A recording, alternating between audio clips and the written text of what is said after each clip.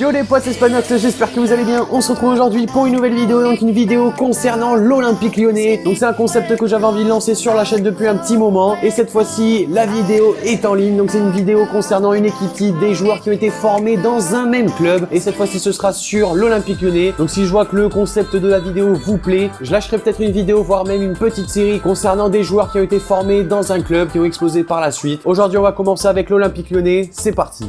Au poste de gardien de but, on a Anthony Lopez, le gardien de 26 ans. Bien sûr, Anthony Lopez, il a commencé sa carrière à l'Olympique Lyonnais chez les jeunes de 2000 à 2012 et ensuite, grâce au départ d'Hugo Lloris vers Tottenham en 2012, il est devenu le gardien numéro 2 de Lyon derrière Rémi Vercoute. C'était assez difficile de déloger Rémi Vercoute vu que c'était un gardien très expérimenté, mais les dirigeants lyonnais ont toujours fait confiance à leurs jeunes joueurs et Anthony Lopez, au fil des années, a réussi à s'imposer dans les cages jusqu'à faire partir Rémi Vercoute. On commence en défense centrale avec Mouktar Diakabi, le jeune joueur de 20 ans. Lui, il a rejoint le centre de formation de Lyon à l'âge de 16 ans, soit en 2013. Et en août 2015, il a signé son premier contrat pro avec l'Olympique Lyonnais pour une durée de 3 ans. Il a notamment réalisé ses débuts en Ligue 1 en 2016 contre Bordeaux. Et le mois suivant, il a même été titulaire en Ligue des Champions face à la Juventus, produit du centre de formation de Lyon. J'espère qu'il aura un bel avenir. On enchaîne à ses côtés avec Maxime Gonalon, le joueur de 28 ans. Vous allez me dire dans les commentaires que c'est un milieu de terrain, mais il me fallait un autre défenseur et j'ai préféré prendre Maxime Gonalon qui a notamment joué pas mal de matchs à ce poste-là.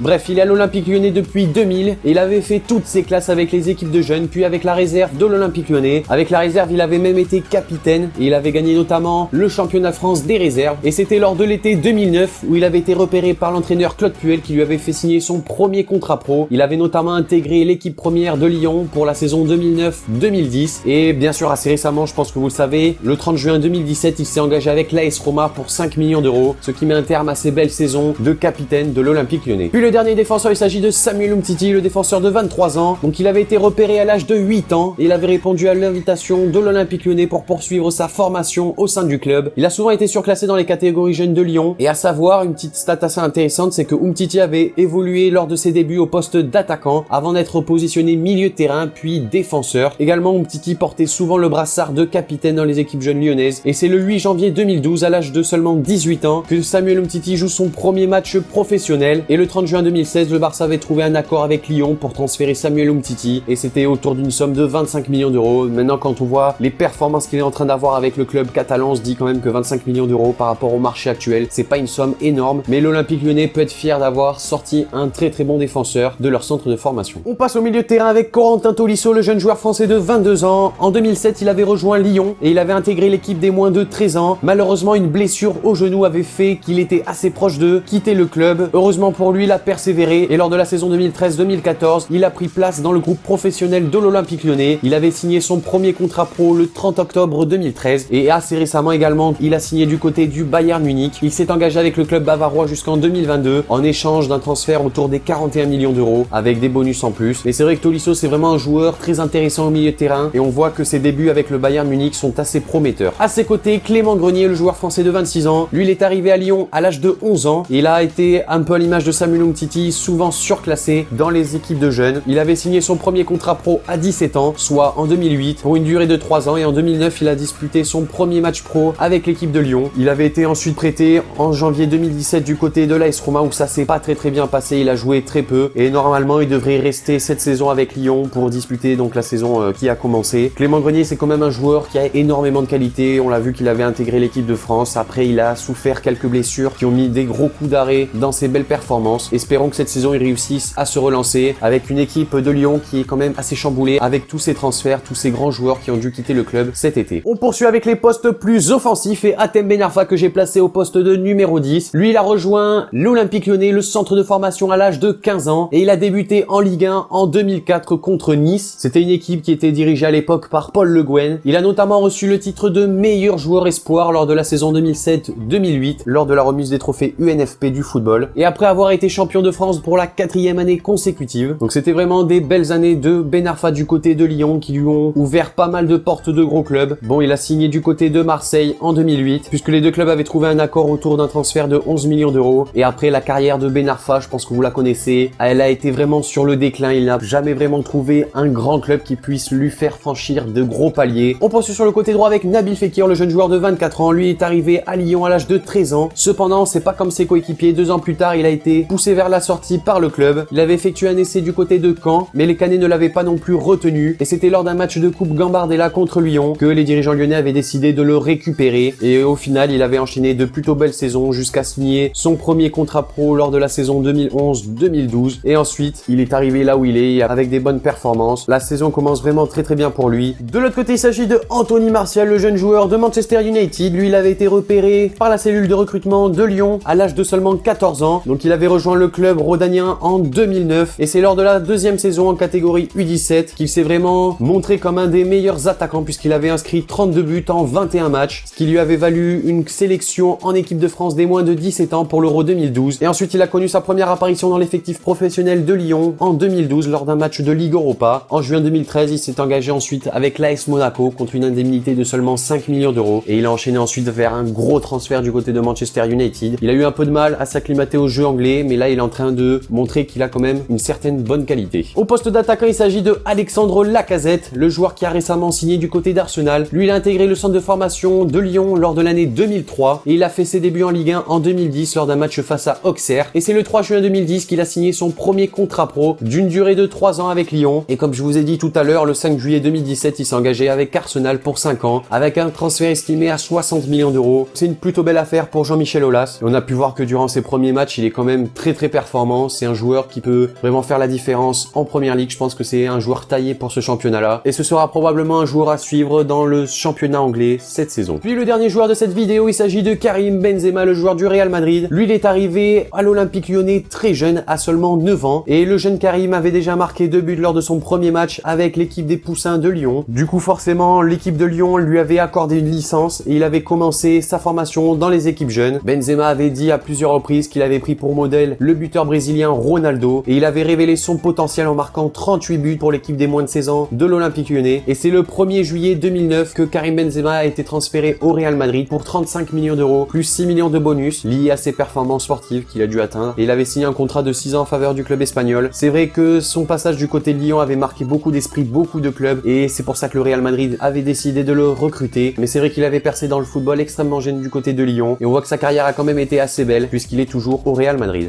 Donc voilà les amis, cette vidéo sur l'équipe type des footballeurs qui ont été formés à l'Olympique Lyonnais est maintenant terminée. N'hésitez pas à me dire dans les commentaires ce que vous en avez pensé. Également s'il y a d'autres joueurs qui ont été formés à l'Olympique Lyonnais. Mais surtout les amis, n'hésitez pas à lâcher le like si vous avez kiffé le concept. Et pourquoi pas que je relance un épisode sur une autre équipe. Dites-le moi dans les commentaires. Et moi je vous dis à la prochaine pour une nouvelle vidéo. C'était Spanox. Allez, salut tout le monde. Je peux affronter le monde, j'ai mon choc à 50. Je suis en Espagne et je peux choisir, elles sont toutes à 50. On fait le 0 à 100 francs en 3 secondes. Donnez tout à ma petite sœur si je quitte ce monde. Aujourd'hui je commence la journée avec un flash. J'ai assuré avec des gens, ils étaient ingrats.